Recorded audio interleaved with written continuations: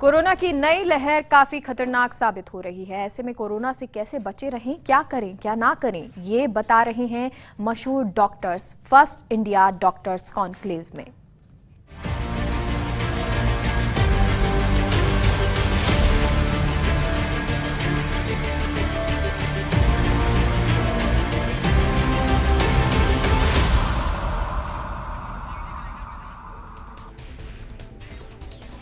क्योंकि कोरोना का नया स्ट्रेन पहले से ज्यादा खतरनाक है। कोरोना की दूसरी लहर में हर दिन मरीज बढ़ रहे हैं। अभी बिना लक्षण ज्यादा मरीज सामने आ रहे हैं। ऐसे में सतर्क रहें, सावधान रहें। इसके अलावा क्या कुछ ऐसा करें कि कोरोना आप तक ना पहुंच सके, या फिर कोरोना पॉजिटिव हो चुके हैं तो आपको क्या कुछ करना है, इसी पर बात करने के लिए हमारे साथ जुड़े हैं मशहूर डॉक्टर अशोक सिंह। अशोक जी, बहुत बहुत स्वागत है आपका फर्स्ट इंडिया न्यूज पर। सबसे पहले तो आपसे यही जानना चाहेंगे कि क्योंकि लोग अभी भी लापरवाह हैं, सतर्क नहीं हैं, तो आपसे ये जानना चाहते हैं कि लोगों को जरा ये बताएं कि अब खतरा कितना ज्यादा बढ़ चुका है, हमें सतर्क होने की कितनी जरूरत है।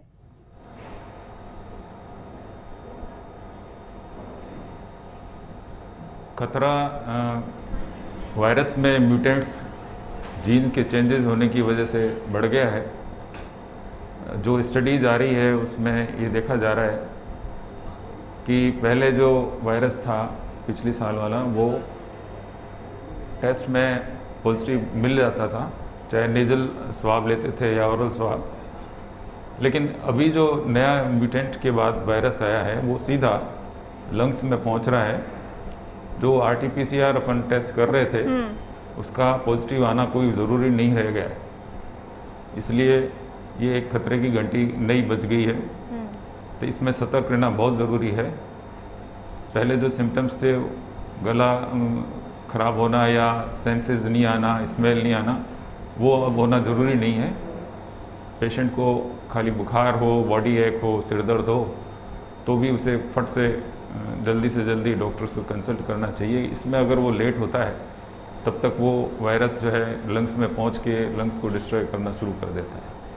इसलिए पहले से ज़्यादा सतर्कता ज़रूरी है और अस्पताल समय पे पहुंचना ज़्यादा ज़रूरी है। जी, और सर एक रिसर्च आई अभी और उस रिपोर्ट में ये कहा गया कि अब जो संक्रमण है वो हवा में भी है। क्या ये सच बात है, और अगर ऐसा है तो अब हमें क्या करना चाहिए? हाँ, अभी जो लैंसेट में लेटेस्ट जो आया है उसमें ये कहा गया है कि सरफेस ट्रांसमिशन से ज़्यादा तो एयर ट्रांसमिशन ज़्यादा हो रहा है। तो जो अपन पहले डिसइंफेक्ट करने के लिए स्प्रे वगैरह करते थे उसकी इतनी आवश्यकता नहीं है जितनी कि एयर से जो स्प्रेड हो रहा है उसको रोकने की है। एयर स्प्रेड तभी रुकेगा जब अपन डिस्टेंस मेंटेन करेंगे। अगर डिस्टेंस मेंटेन नहीं करेंगे तो किसी भी कोई तरीका है भी नहीं, क्योंकि एयर को तो आप डिसइंफेक्ट करने से रहे, तो उसमें आपको डिस्टेंस तो मेंटेन करना ज़रूरी है, सख्त ज़रूरी है। साथ में मास्क पहनना सख्त ज़रूरी है। जी, और सर आप ये कह रहे हैं कि अगर क्योंकि सोशल डिस्टेंसिंग की पालना करना बहुत ज़रूरी है, बाहर हम जाते हैं तो वो तो कर ही रहे हैं, लेकिन क्योंकि हवा में है तो क्या घर में भी हमें मास्क लगाना ज़रूरी होता है?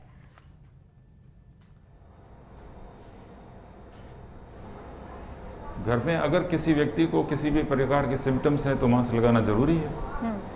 ये वेट तो कैसे करेंगे कि अब जाएंगे डॉक्टर साहब को दिखाएंगे, वो तब तक तो 2 दिन में तो घर में बाकी लोगों को भी इन्फेक्शन हो जाता है। जी, अच्छा, क्योंकि अगर मान लीजिए किसी को घर में हो गया है, पॉजिटिव मरीज है, तो उसके लिए डाइट क्या होनी चाहिए, उसका ख्याल कैसे रखा जाना चाहिए? जी, डाइट का मैक्सिमम तो ओरल हाइड्रेशन अच्छा रहना चाहिए, मतलब लिक्विड डाइट्स ज़्यादा लेनी होगी उसको, और अच्छे न्यूट्रिशन वाले और अच्छी कैलोरी वाली डाइट उसको लेनी है। और ऐसी कोई फ्रिज में रखी हुई चीज़ें, इस तरीके की चीज़ें उसको अवॉइड करनी है। बाकी स्पेसिफिक डाइट तो इसकी अलग से कुछ है नहीं, अच्छा खाना खाने में कोई मनाही नहीं है। जी जी, और सर क्योंकि बच्चों में आजकल बहुत ज़्यादा देखने को मिल रहा है, बहुत सारे ऐसे केसेस हैं जिसमें बच्चों को बहुत ज़्यादा है, 10 साल से कम उम्र के बच्चों को है, वहीं युवाओं को भी है। तो ऐसे में उनके लक्षण क्या होते हैं और क्या कुछ हमें उपाय करना होगा, कैसे बचना होगा?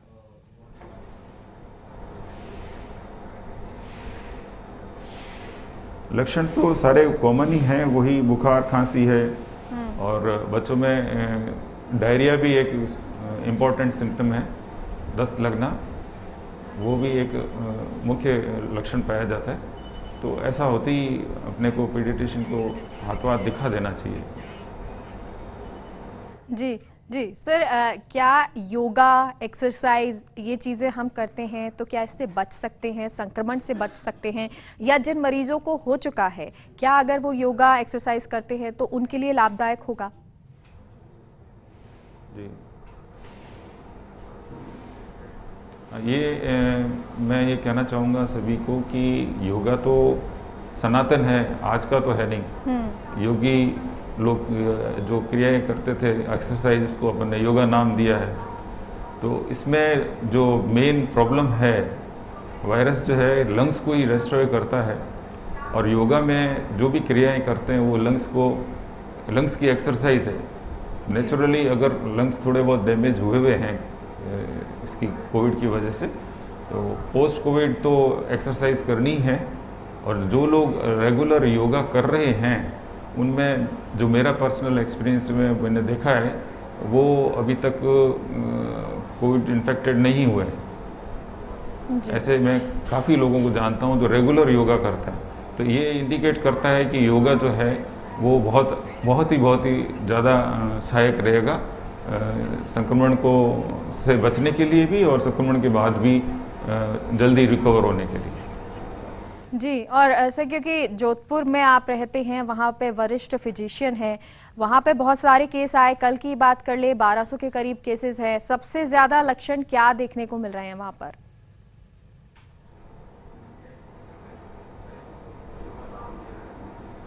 सबसे ज़्यादा लक्षण तो वही मेन तो फीवर, हेडेक और आई एक भी है, आंखों में दर्द है, जनरलाइज बॉडी एक्स है, और खांसी थोड़ी वायलेंट टाइप की है, भारी खांसी जिसे कहते हैं अपन, इस तरीके की खांसी आ रही है। जी सर, क्योंकि गंभीर बीमारियां जिन्हें हैं, दिल की बीमारी कहें, हार्ट की बीमारी जिन्हें है, या लंग्स में प्रॉब्लम है, या जिन्हें सांस की प्रॉब्लम है, अस्थमा की प्रॉब्लम है, क्या उनके लिए ये कोरोना विशेषकर ज़्यादा खतरनाक है? जी, डेफिनेटली ज़्यादा खतरनाक है, क्योंकि वो पहले से कंप्रोमाइज बॉडी है, उसकी इम्यूनिटी पहले से कम है, और उसका कॉन्फिडेंस लेवल भी थोड़ा कम ही रहता है, और इस वजह से उसको जब भी एक्सपोजर होगा तो उसकी मॉर्टेलिटी की परसेंटेज बढ़ जाती है, क्योंकि ऑलरेडी शरीर कमज़ोर है। डायबिटीज़ जैसे कुछ इफ़ेक्ट्स इसके कोरोना के ऐसे हैं जिसमें वो शुगर लेवल को बढ़ा देता है। तो बॉडी का अगर शुगर लेवल पहले से ही ज़्यादा है और कोरोना हो गया है तो शुगर लेवल बहुत ज़्यादा बढ़ जाता है, जिससे पेशेंट की इम्यूनिटी पे भी असर पड़ता है और सारे सिस्टम्स अफेक्टेड हो जाते हैं। जी, और ऐसा क्योंकि बहुत सारे लोगों के मन में बहुत डर होता है कि अगर हम हॉस्पिटल जाएंगे, अगर बुखार भी आ गया, खांसी भी हो गई, हल्की सी जुकाम भी हो गया, तो कहीं अगर गए और वहाँ पे पॉजिटिव आ गए तो क्या होगा? तो ऐसे कोई खास लक्षण है, विशेष लक्षण जिससे पता चले? जैसे पहले स्मेल जा रही थी और अब कहा जा रहा है कि सुनने में भी कमी है, तो क्या कोई विशेष लक्षण भी नजर आते हैं? जैसे बुखार के साथ स्मेल चली गई, या बुखार के साथ सुनना कम हो गया, आंखों की रोशनी कम हो गई, कुछ इस तरह के खास लक्षण है?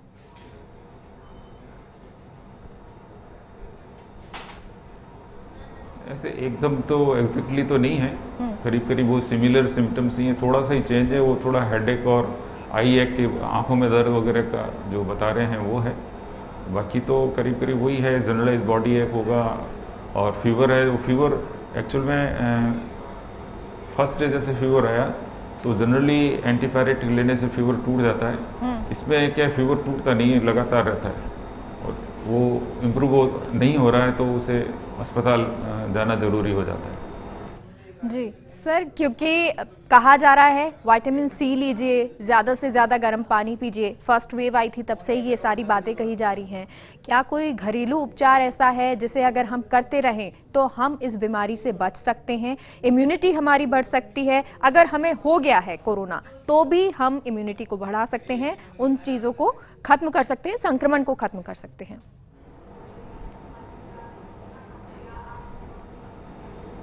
घरेलू उपाय में तो शुरू से जो अपन यूज़ करते आ रहे हैं उन्हीं में से कंसंट्रेट करना पड़ता है। जैसे गिलोय है, तुलसी है, इन चीज़ों का ज़्यादा उपयोग करने से, रेगुलर उपयोग करने से अपन संक्रमण से बच भी सकते हैं और संक्रमण के बाद भी जल्दी रिकवर हो सकते हैं। जी सर, लेकिन कई ऐसे केसेस भी आए जो लगातार गिलोय भी ले रहे हैं, विटामिन सी भी ले रहे थे, उसके बावजूद भी उनको कोरोना हो गया।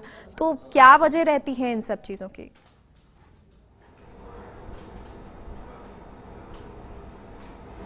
नहीं, ये जो मैंने बताए वो अब देखिए आप वैक्सीन भी तो 100% सिक्योरिटी नहीं देती है कि अश्योर नहीं करती है कि इन्फेक्शन नहीं होगा। ये तो सपोर्टिव चीज़ें हैं जी, जो सपोर्ट करती है, नंबर ऑफ इन्फेक्शंस को कम कर देगी, फ्रीक्वेंसी को कम कर देगी। लेकिन ये कोई ऐसा नहीं है कि जो गिलोय ले रहा है उसको होगा ही नहीं, ऐसा कुछ जी, नहीं। ऐसा नहीं होता है कि सपोर्ट है अपने बॉडी को इम्यूनिटी बढ़ाने का। जो लोग जिनकी इम्यूनिटी अच्छी है तो डेफिनेटली उनको जो इन्फेक्शन हो रहा है वो उतना सीवियर नहीं होगा, ड्रेडफुल नहीं होगा, मोर्टेलिटी रेट कम होगी और रिकवरी फास्ट होगी। जी। और सर, इम्यूनिटी की हम बात कर रहे हैं बच्चों के लिए और युवाओं के लिए, यंगस्टर के लिए। पिछली बार जब फर्स्ट वेव आई थी तब ये कहा गया था कि इनकी इम्यूनिटी अच्छी है इसलिए इन लोगों को कम हो रहा है, लेकिन अब बच्चों को भी हो रहा है, युवाओं को भी हो रहा है इस सेकेंड वेव में। क्या कोई खास कारण है, वजह है?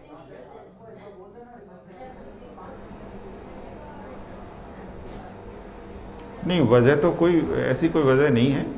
अब जब इन्फेक्शन ज़्यादा स्प्रेड हो रहा होगा तो बाकी लोग भी टच में आएंगे और नेचुरली वो भी इन्फेक्टेड होंगे। बच्चों के लिए तो इसलिए था कि बच्चे रेस्ट्रिक्टेड ही थे, उनका मूवमेंट रेस्ट्रिक्टेड था, बाहर जा नहीं रही थे, स्कूलें सारी ऑफ हो गई थी, तो मूवमेंट रेस्ट्रिक्शन की वजह से उनको कम चांसेस थे। जी। सिर्फ वैक्सीनेशन को लेकर भी लोगों में मिथ है। वो ये कहते हैं कि वैक्सीनेशन हम क्यों कराएं, क्योंकि कई लोगों को वैक्सीन लगी उसके बावजूद भी उनको कोरोना हो गया। तो वैक्सीनेशन कितना कारगर है ये जानना चाहते हैं।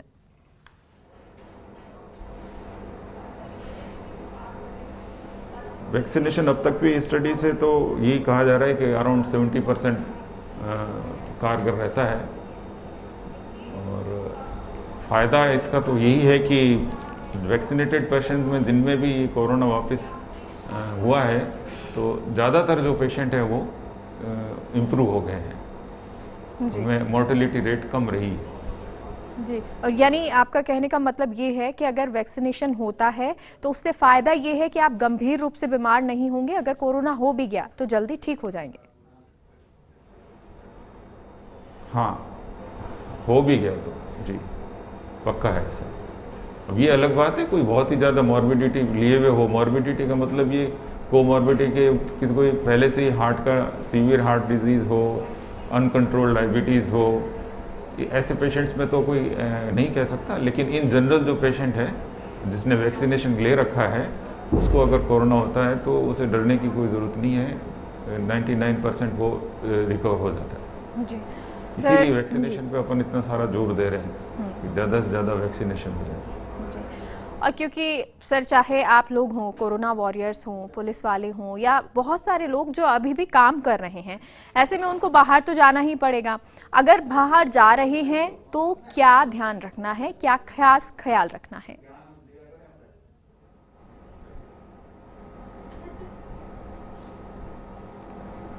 मेन तो अननेसेसरी कहीं टच नहीं करे तो सरफेस ट्रांसमिशन से वैसे बच सकते हैं।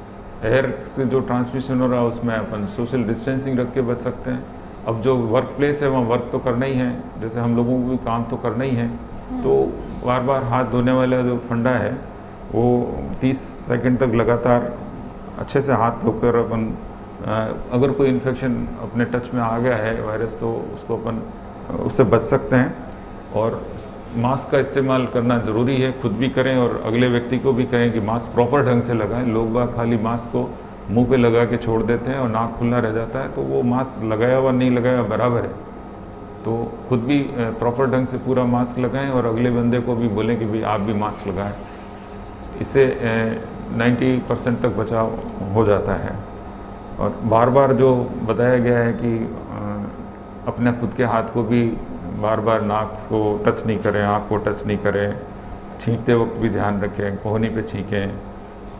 और अगर कोई ऐसा पेशेंट मिलता भी है कि फीवर वगैरह का बताया तो उसको भी सजेस्ट करें भी अपने आप जाके डॉक्टर को दिखा के आप अपना इलाज करें। जी, और सर अब आपसे जानना चाहेंगे, फर्स्ट इंडिया न्यूज़ के माध्यम से आप सभी दर्शकों को क्या कहना चाहेंगे, क्या संदेश देना चाहेंगे, क्योंकि बहुत तेजी से, बहुत गति से ये संक्रमण फैल रहा है।